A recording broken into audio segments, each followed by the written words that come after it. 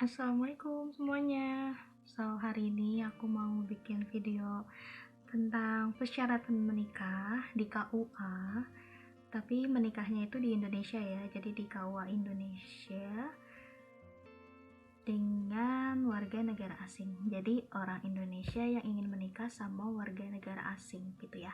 Dan ini aku bahasnya khusus untuk orang Indonesia yang mau menikah sama orang Selandia Baru ya, atau New Zealand gitu. Jadi kalau misalkan ada yang tanya selain dari negara Selandia Baru, mohon maaf aku nggak bisa jawab karena setahu aku kalau beda negara itu pasti beda persyaratannya guys. Jadi ini khusus untuk yang Selandia Baru aja ya gitu. Dan ini sesuai sama pengalaman aku. Jadi aku ngurusin dari awal sampai akhirnya bisa menikah di Indonesia itu seperti apa step by stepnya. Jadi aku ceritain sekarang aja ya gitu.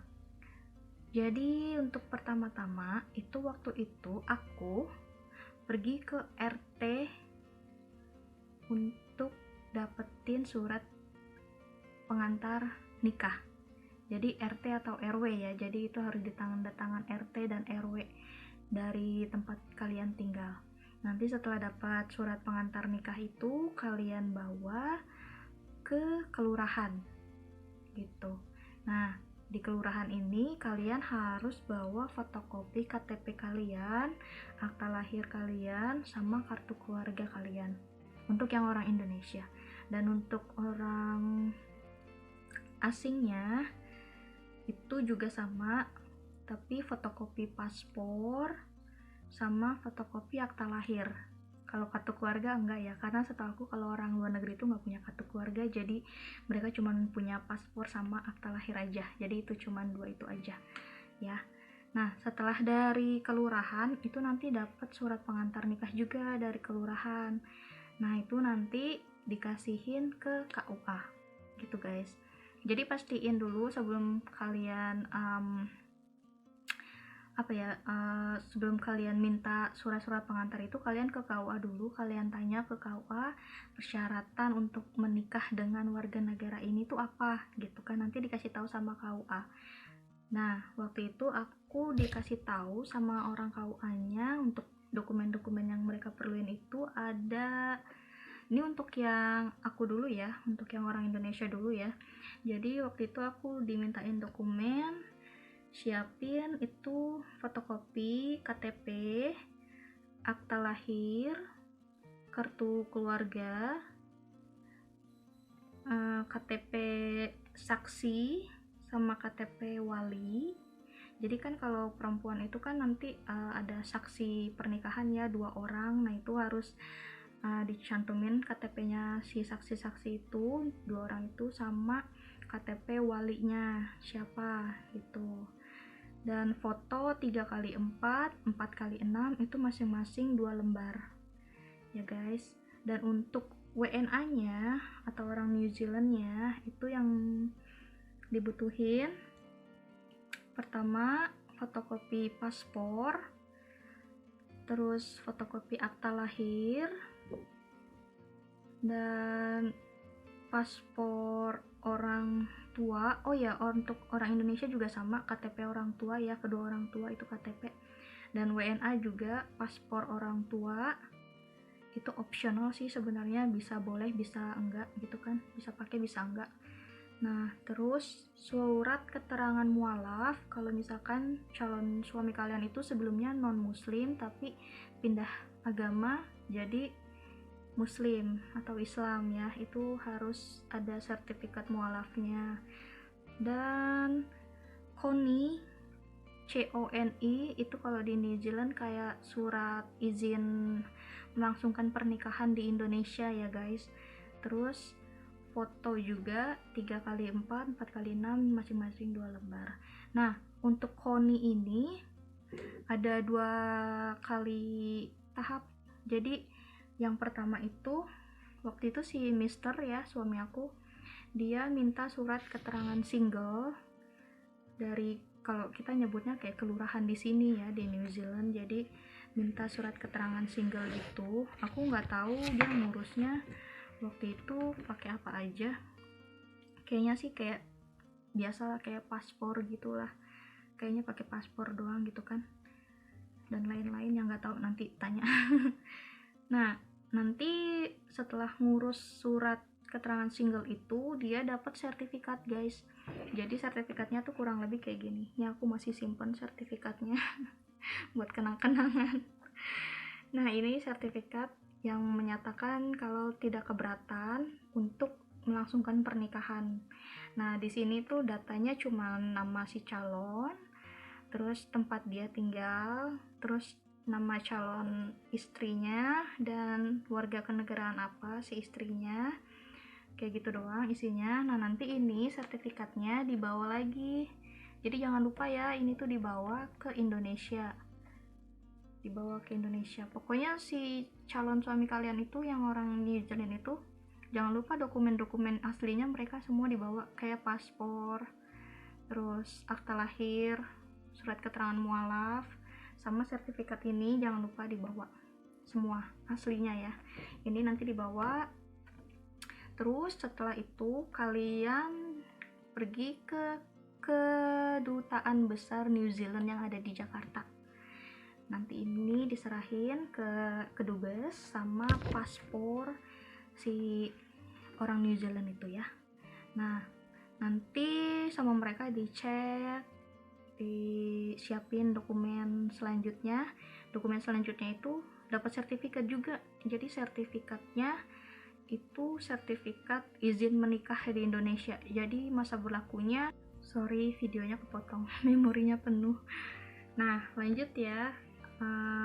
Tadi aku bilang masa berlaku izin menikah di Indonesia itu cuma 6 bulan kalau nggak salah ya guys, 6 bulan atau 3 bulan, aku lupa, sorry, tapi kayaknya 6 bulan sih. Jadi kalian harus segera melangsungkan pernikahan sebelum masa berlaku izin menikah di Indonesia itu keburu expired ya.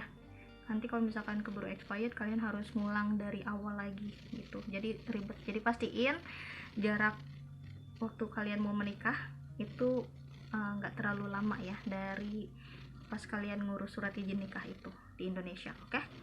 Nah, udah, lanjut. Nah, lanjutnya itu kan udah selesai semuanya, kalian udah dapat KONI dari kedubes. Nah, langsung deh kalian ke KUA. Nah, ke KUA yang tadi aku bilang nyerahin semua dokumen yang sebelumnya tadi aku sebutin, itu nanti kalian dapat form. Jadi isinya itu ada namanya ya, aku nggak tahu namanya benar atau enggak ini. Jadi nama-namanya itu ada N1, N2, N3, dan N4. Jadi itu nanti diisi sama kalian. Itu sebenarnya formal apa ya, kayak cuman isi data pengantin doang sih itu sebenarnya, dan itu harus ditandatangan sama kalian dan pasangan kalian. Jadi pasangan kalian harus nanda tangan juga itu form untuk N1, N2, N3, dan N4 nya gitu. Jadi pastiin dia datang dulu nih ke Indonesia untuk tanda tangan itu, terus langsung kalian serahin balik ke KUA. Nah, udah selesai guys. Jadi cuman kayak gitu aja syaratnya.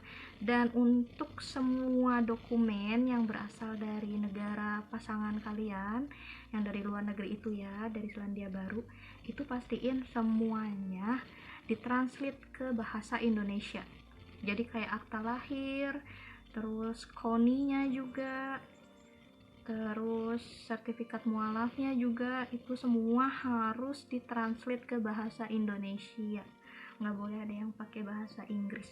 Dan untuk si translate-nya ini, itu kalian nggak bisa sembarang nyuruh orang untuk translatein ke bahasa Indonesia, jadi harus pakai penerjemah tersumpah guys.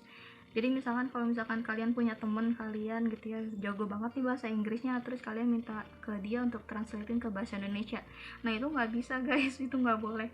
Jadi benar-benar harus ada orang yang udah dapat izin untuk jadi penerjemah tersumpah gitu.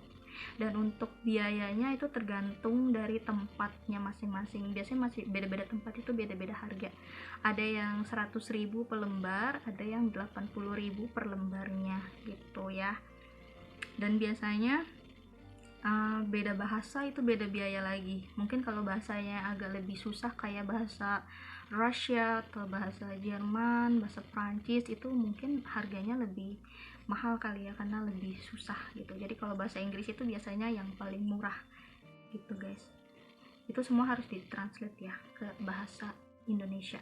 Dan kalau misalkan kalian punya perjanjian pranikah, itu juga harus kalian tunjukin ke KUA. Jadi kalian bawa juga perjanjian pranikahnya apa, dan perjanjian pranikah itu harus ditandatangan oleh notaris. Jadi nggak bisa tuh yang bikin cuman di kertas HPS atau kertas A4 terus kalian bikin persyaratan nikahnya apa bla bla bla, tanda tangan kalian sama suami. No, bukan yang kayak gitu. Jadi benar-benar kayak harus pakai pengacara gitu, ada notaris yang bikinin surat perjanjian pranikah itu gitu guys. Dan itu harus bayar, dan ya beda-beda notaris, beda harga juga ya.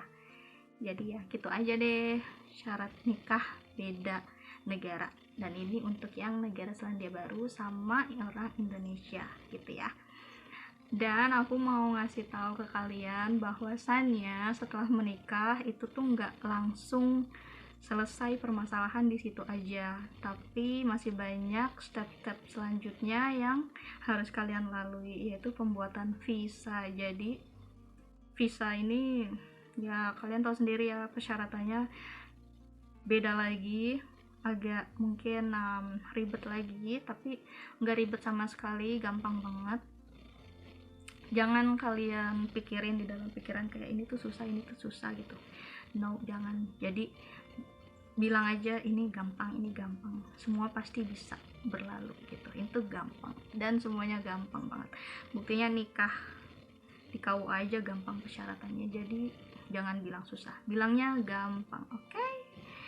Harus positive thinking ya. Dan ya gitu aja untuk syarat-syarat menikah yang sudah pernah aku alami gitu ya.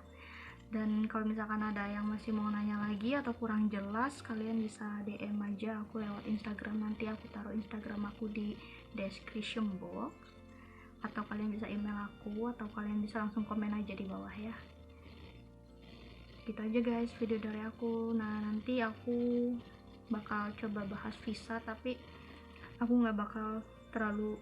Dan nanti kalau untuk masalah visa, aku mohon maaf, aku nggak bakal bisa bantu banyak soal pembuatan visa, karena aku ngurus visanya juga bukan aku sendiri yang ngurus, tapi aku pakai pengacara untuk ngurusin pembuatan visa aku. Mulai dari waktu itu aku ngurus visa kedatangan, visitor visa, sampai visa kerja, sampai sekarang pun aku ngurus visa untuk residen, itu aku pakai pengacara aku. Jadi ya aku nggak bakal bisa bantu banyak, tapi nanti aku bakal kasih tahu aja kali ya, kayak cara pembuatan visa pakai jasa pengacara tuh kayak gimana sih gitu kan. Nanti ya aku coba untuk berbagi ke kalian ya, tapi ya jangan berharap banyak, karena ini gampang banget, karena kita tuh cuma duduk manis, duduk diem, kita cuma kirim dokumen yang mereka butuhin, and selesai guys. Kalian tinggal nunggu visa kalian di approve gitu doang, kayak gitu. Tapi ya nanti aku jelasin ya kayak gimana cara-caranya, step by stepnya juga untuk pengajuan visa lewat jasa pengacara. Oke? Jadi udah gitu aja ya, sekian dari aku videonya. Wassalamualaikum warahmatullahi wabarakatuh, semoga membantu.